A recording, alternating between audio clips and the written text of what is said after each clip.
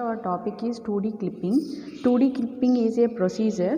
This procedure is used to identify whether our selected picture is either inside or outside the specified region or specified space is called a clipping. That specified region where we have to display the image is called a clip window or clipping window. This clipping window is actually in a rectangular shape, that is in this shape. This shape is used to display our specified image. 2D clipping is an algorithm. This algorithm is used to point out the specified line or specified region or specified images within our clipping window or not. If our specified lines are within these clipping window, then this line is completely visible. If any portion of the lines are outside the clipping window, these lines are discarded by using the clipping algorithm. So, in general, we are using the clipping algorithm is Cohen-Sutherland subdivision line clipping algorithm. Cohen-Sutherland subdivision line clipping algorithm. This algorithm is developed by Dan Cohen and Ivan Sutherland. This algorithm basically find out the which part of the line is visible and which part of the line is invisible for the specified clipping window. For specifying this visible concept, this algorithm uses 4-bit code. This code is called the region code or out code. Based on these region codes, we identify the that particular portion of the line is completely visible or invisible, or portion of the line is visible. Entire process is based on these region codes. ఓకేనా. So ఇప్పుడు ఈ region కోడ్లో మనకి ఎప్పుడు తీసుకున్నా కూడా only 4-బిట్ కోడే అంటాం దీనిలో మనకి 4-బిట్ కోడే యూజ్ చేసుకోవాలి.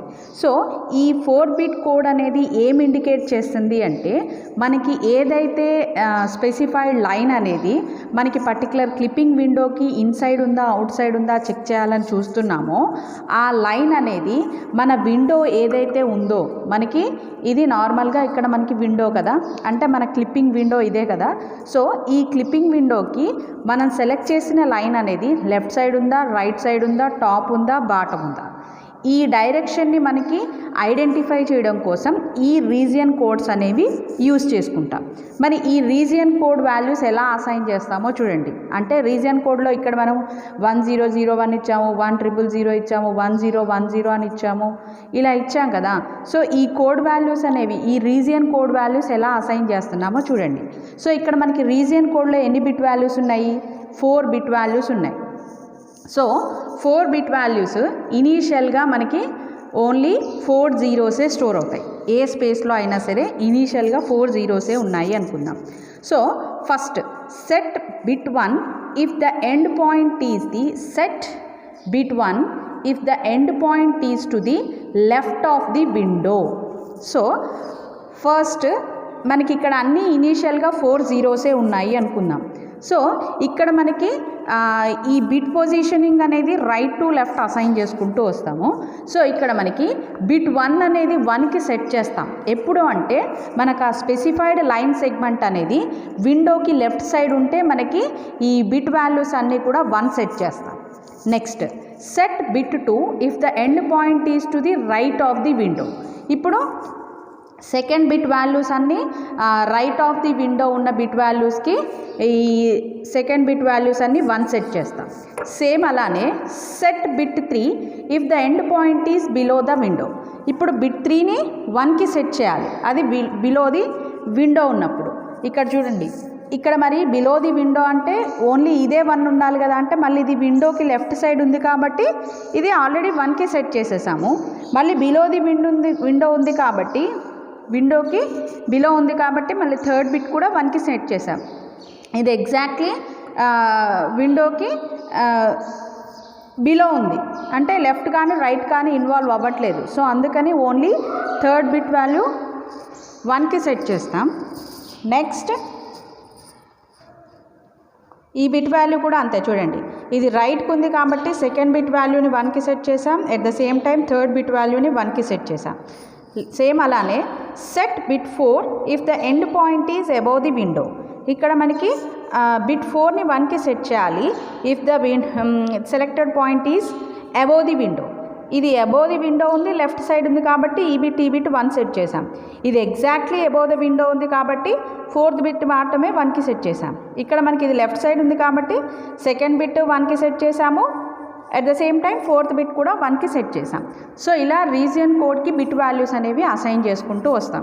సో ఇప్పుడు ఏదైతే మనకి లైన్ అనేది లైన్లో సెలెక్టెడ్ పాయింట్స్ అనేవి విజిబుల్ ఉన్నాయా, ఇన్విజిబుల్ ఉన్నాయా, పార్షియల్లీ విజిబుల్ ఉన్నాయా, ఇవి ఐడెంటిఫై చేయాలి అంటే మన లైన్కి అన్నిటికీ కూడా ఆ లైన్లో ఎండ్ పాయింట్స్కి ఈ రీజియన్ కోడ్స్ అనేవి అసైన్ చేయాలి.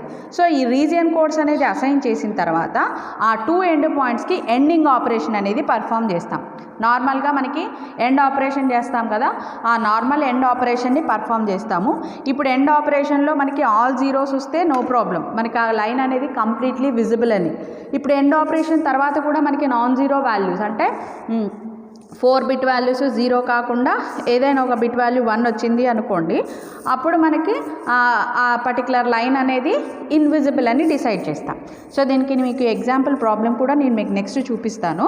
సో ఇది మనకి బేసిక్గా మనం యూజ్ చేసుకునే క్లిప్పింగ్ అల్గోరిథం అనమాట. సో ఈ బేసిక్ రూల్స్ని యూజ్ చేసుకొని మనకి కోహెన్-సుతర్లాండ్ సబ్ డివిజన్ అల్గోరిథం అనేది ఎలా వర్క్ అవుతుందో చూడండి. The Cohen-Sutherland subdivision algorithm begins the clipping process from a particularly partially visible line by comparing on outside end point to a clipping boundary to determine how much of the line can be discarded. అంటే ఏం లేదు, ఇక్కడ మనకి నార్మల్గా మనకి clipping window అనుకోండి. ఈ clipping విండోకి మనకి ఒక లైన్ అనేది డ్రా చేసాం. ఈ లైన్ అనేది కంప్లీట్ విజిబులా with respect to clipping boundary or clipping window. ఈ కంప్లీట్ లైన్ అనేది మనకి కంప్లీట్గా విజిబులా కాదా అనేది మనం ఇక్కడ ఫైండ్ అవుట్ చేస్తున్నాం. ఆ ఫైండ్ అవుట్ కోసమే ఇక్కడ మనం కోహెన్-సుతర్లాండ్ సబ్ డివిజన్ అల్గోరిథంని యూజ్ చేసుకుంటున్నాం. సో ఇక్కడ మనకి ఏం చేస్తాము అంటే ఫస్ట్ ఆఫ్ ఆల్ ఎండ్ పాయింట్స్ని అబ్జర్వ్ చేస్తాం. ఇప్పుడు ఫర్ ఎగ్జాంపుల్ ఇక్కడ మనకి స్టార్టింగ్ పాయింట్ P1 ఉంది చూడండి. P1 అనేది కంపేర్ టు విండో బౌండరీ, ఇది అవుట్ సైడ్ ది విండో ఉంది. సో అప్పుడు ఏం చేస్తాము అంటే ఈ పర్టికులర్ లైన్కి ప్లస్ మన బౌండరీకి, మన విండో ఏదైతే ఉందో ఈ బౌండరీకి ఇంటర్సెక్షన్ పాయింట్ని ఫైండ్ అవుట్ చేస్తాం. సో ఇంటర్సెక్షన్ పాయింట్ అంటే ఈ పాయింట్ అనమాట. సో ఈ పాయింట్నే ఇప్పుడు మనం P1 డాష్ అని స్పెసిఫై చేసాం. సో ఇప్పుడు మనకి ఇనీషియల్గా ఉన్న లైన్ సెగ్మెంట్ ఏంటి, P1 P2. ఇప్పుడు మనకి line segment based on intersection point మనకి 2 లైన్ సెగ్మెంట్స్ అనేవి డివైడ్ అయినాయి. P1 to P1 dash and P2, P1 to P1 dash and P1 dash to P2. ఈ 2 లైన్ సెగ్మెంట్స్ డివైడ్ అయ్యాయి. So ఇప్పుడు ఈ 2 లైన్ సెగ్మెంట్స్లో మనకి ఈ విండో బౌండరీతో కంపేర్ చేస్తే P1 to P1 డాష్ అనేది కంప్లీట్లీ ఇన్విజిబుల్. ఎందుకంటే P1 అనేది అవుట్ సైడ్ ది విండో ఉంది కాబట్టి ఇక్కడ మనం ఇంటర్సెక్షన్ పాయింట్ని మనం ఇక్కడ స్పెసిఫై చేసాం కాబట్టి ఈ కంప్లీట్ పార్ట్ అంతా కూడా మనకి ఇన్విజిబుల్ పార్ట్ అని. సో అప్పుడు P1 to P1 dash line segment ఏం చేయొచ్చు, కంప్లీట్గా డిస్కార్డ్ చేయొచ్చు. సో ఇప్పుడు మనకు వచ్చిన న్యూ లైన్ సెగ్మెంట్ ఏంటి, P1 డాష్ టు P2. ఇప్పుడు మనకి P1 dash to P2 line segment తీసుకున్నప్పుడు P2 అనేది మనకి మళ్ళీ అవుట్ సైడ్ ది విండో అయిపోతుంది. సో అప్పుడు ఏం చేయాలి, మళ్ళీ ఈ పర్టికులర్ పాయింట్ని మనకి క్లిప్పింగ్ బౌండరీకి ఇంటర్సెక్షన్ పాయింట్ని ఫైండ్ అవుట్ చేస్తాం సేమ్ ఇందాట్లానే. సో ఇక్కడ P2 డాష్. ఇప్పుడు మళ్ళీ అగైన్ మనకి లైన్ మళ్ళీ 2 సెగ్మెంట్స్ డివైడ్ అయింది. P1 dash to P2 dash and P2 dash to P2.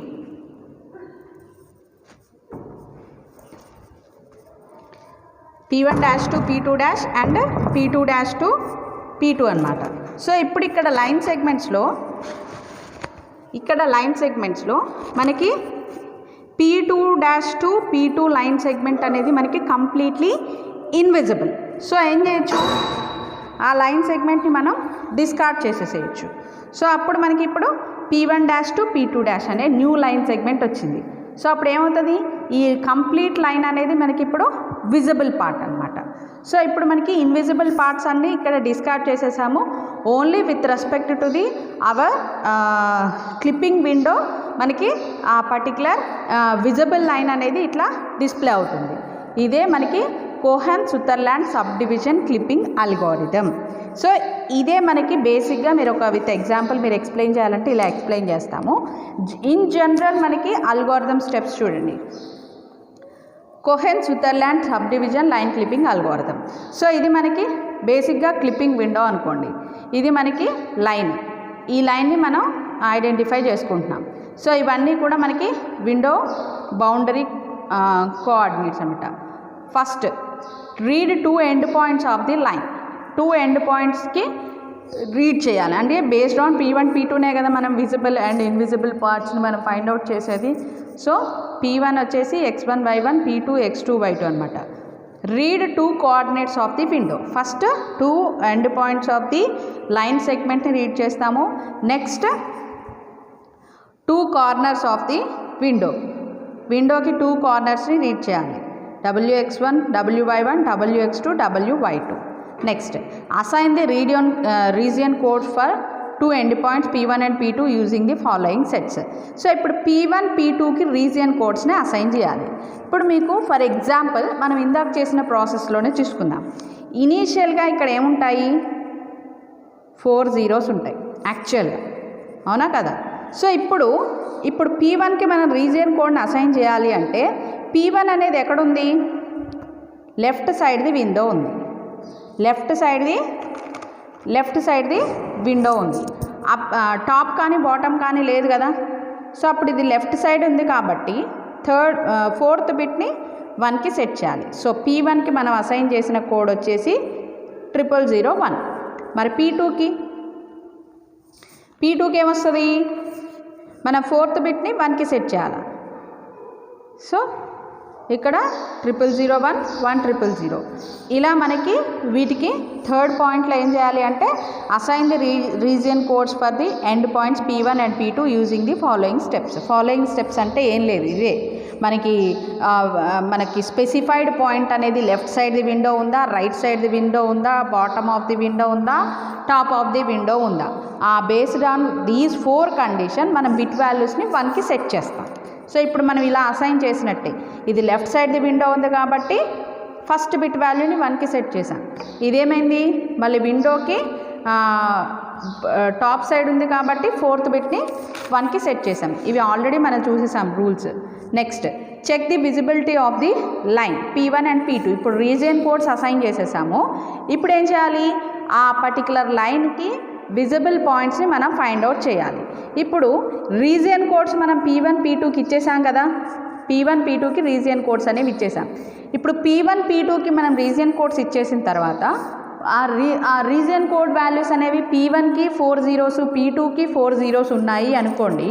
ఆటోమేటిక్గా రెండింటికి ఎండ్ ఆపరేషన్ చేస్తే మనకు వచ్చే ఫైనల్ రిజల్ట్ కూడా 0నే ఉంటుంది కదా.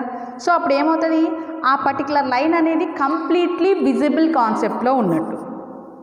ఇప్పుడు నెక్స్ట్ సెకండ్ మనకి ఏంటి అంటే, ఇప్పుడు రీజియన్ కోడ్స్లో ఏదైనా ఒకటి నాన్ జీరో అంటే ఏదైనా ఒక బిట్ వాల్యూ 1కి సెట్ అయి ఉంది అనుకోండి.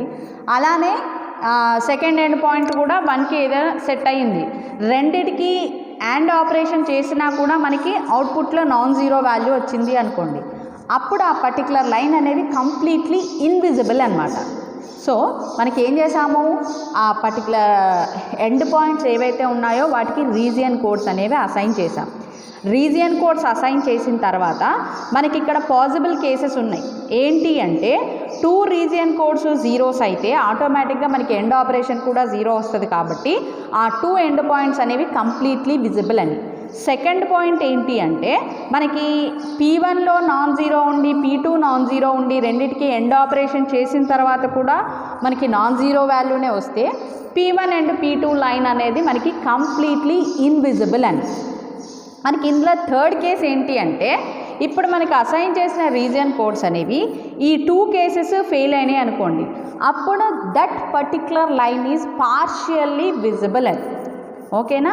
సో ఇక్కడ ఈ 3 కండిషన్స్ని మనం చెక్ చేసుకోవాల్సి వస్తుంది ఎప్పుడు రీజియన్ కోడ్స్ అనేవి అసైన్ చేసేసిన తర్వాత. ఓకేనా? సో ఇది ఒకటి. నెక్స్ట్ మనకి రీజియన్ కోడ్స్ అనేవి బేస్డ్ ఆన్ రీజియన్ కోడ్స్ మనం ఇచ్చేసాం కదా. మనకి ఇంకొకటి ఏంటి అంటే ఇంటర్సెక్షన్. ఇప్పుడు ఫర్ ఎగ్జాంపుల్ లైన్ అనేది మనకి అవుట్ సైడ్ ది విండో ఉంటే మనం ఏం చేస్తున్నాము, ఇంటర్సెక్షన్ పాయింట్ని అసైన్ చేస్తున్నాం కదా. 5th పాయింట్లో మనం చేసేది అదే. With respect to clipping window intersecting points మనం ఏదైతే సెలెక్ట్ చేసుకుంటున్నామో ఆ సెలెక్షన్ ప్రాసెస్కి సంబంధించిన స్టెప్ 5th స్టెప్ అన్నమాట. ఓకేనా? సో అందులో ఇప్పుడు 2 ఎండ్ పాయింట్స్కి నాన్ జీరో వచ్చింది అనుకోండి. 2 ఎండ్ పాయింట్స్కి నాన్ జీరో వచ్చింది అనుకోండి. జీరోస్ వస్తే నో ప్రాబ్లం. మనకి ఎప్పుడైనా ఇక్కడ ప్రాబ్లం వచ్చేది ఎప్పుడు అంటే నాన్ జీరో వచ్చినప్పుడే. ఇప్పుడు ఫర్ ఎగ్జాంపుల్ మనం సెలెక్ట్ చేసిన రీజియన్ కోడ్స్ నాన్ జీరో వచ్చింది. నెక్స్ట్ నాన్ జీరో వచ్చినప్పుడు అప్పుడు మనకి ఇంటర్సెక్షన్ పాయింట్స్ అనేది ఫైండ్ అవుట్ చేయాలి. మనకి నాన్ జీరో ఎప్పుడు వస్తుంది, విండోకి అవుట్ సైడ్ ఉంటేనే మనకి నాన్ జీరో వస్తుంది రీజియన్ కోడ్కి. అవునా కాదా? ఇక్కడ మనం అసైన్ చేసిన రూల్ని బేస్ చేసుకొని విండోకి ఇన్సైడ్ ఉంటే ఎప్పుడైనా రీజియన్ కోడ్స్ జీరోనే ఉంటాయి. ఎప్పుడైతే అవుట్ సైడ్ ఉంటాయో అది లెఫ్ట్ అవ్వచ్చు, రైట్ అవ్వచ్చు, టాప్ అవ్వచ్చు, బాటమ్ అవ్వచ్చు, ఎప్పుడైతే విండోకి అవుట్ సైడ్ ఉంటాయో అప్పుడు రీజియన్ కోడ్ వాల్యూస్ అనేవి నాన్ జీరో అవుతాయి. ఓకేనా? సో అలా రీజియన్ కోడ్స్లో బోత్ ఎండ్ పాయింట్స్ అనేది నాన్ జీరో అవుతే అప్పుడు మనం ఇంటర్సెక్షన్ పాయింట్స్ అనేది ఫైండ్ అవుట్ చేయాలి. ఇంటర్సెక్షన్ పాయింట్ అనేది ఏం తీసుకుంటాము, ఇందాక తీసుకున్నట్టే సేమ్ P1కి P1' తీసుకుంటాము, P2కి P2' తీసుకుంటాము. ఆ పర్టికులర్ ఇంటర్సెక్షన్ పాయింట్ అనేది ఏం చేస్తాము, బేస్డ్ ఆన్ విండో బౌండరీ మనం ఇంటర్సెక్షన్ పాయింట్ని సెలెక్ట్ చేసుకుంటాం కదా. Next if region code for any one end point is non-zero then find the intersection point P1' P2' అంటే ఇప్పుడు మళ్ళీ మనకి ఇంటర్సెక్షన్ పాయింట్ అనేది మనం ఫైండ్ అవుట్ చేసిన తర్వాత అంటే ఇక్కడ ఇలా అనమాట. ఇక్కడ P1 టు P1' కనుక్కున్నాము, P2 ఉంది. ఇక్కడ ఇంటర్సెక్షన్ పాయింట్ కనుక్కున్నాక ఈ లైన్ని ఎలిమినేట్ చేసేసాం, డిస్కార్డ్ చేసేసాం. కాకపోతే మళ్ళీ ఇక్కడ మనకి ఇన్విజిబుల్ పార్ట్ అనేది ఉంది కదా. సో అప్పుడు ఏం చేయాలా, మళ్ళీ దానికి ఇంటర్సెక్షన్ పాయింట్ని కనుక్కోవాలి. సో అదే ఇక్కడ B అనమాట. ఓకేనా? సో ఇంటర్సెక్షన్ పాయింట్ని కనుక్కోవడానికి మనం ఏం చేస్తున్నాము, డివైడింగ్ ది లైన్ సెగ్మెంట్స్. ఇనీషియల్గా మనకున్న line segment P1 to P2. మనం దానికి ఇంటర్సెక్షన్ పాయింట్స్ కనుక్కొని ఎలా డివైడ్ చేసుకుంటున్నాము, P1 to P1', P1' to P2, 2 line segments వచ్చినాయి. సో అలా మనకి ఏదైతే సబ్ డివిజన్స్ యూజ్ చేస్తున్నామో ఆ సబ్ డివిజన్ని కన్సిడర్ చేయాలి. అది 6th వన్.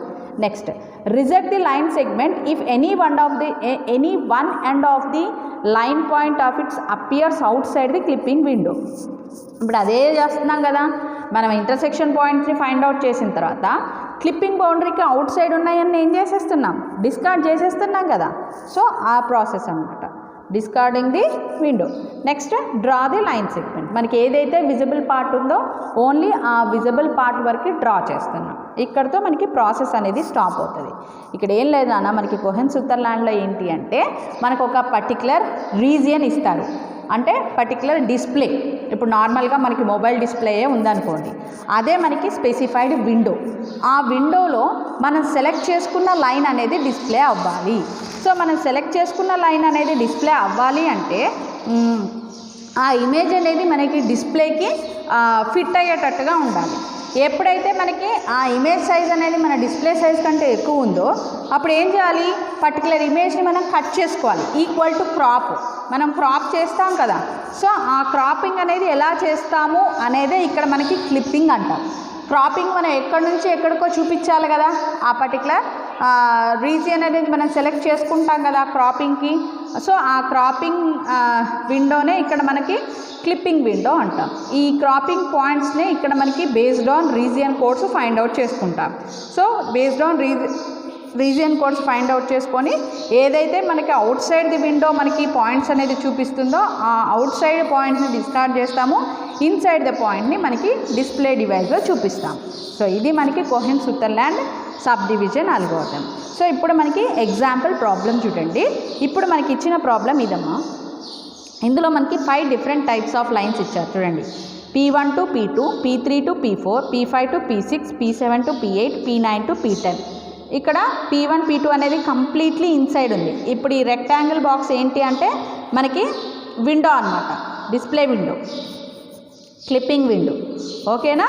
సో ఈ క్లిప్పింగ్ విండోకే మనం ఏం చేయాలి, ఈ క్లిప్పింగ్ విండోని బేస్ చేసుకొని ఈ ప్రతి లైన్ ఎండ్ పాయింట్స్ ఉన్నాయి కదా, ఈ ఎండ్ పాయింట్స్కి రీజియన్ కోడ్స్ని అసైన్ చేయాలి.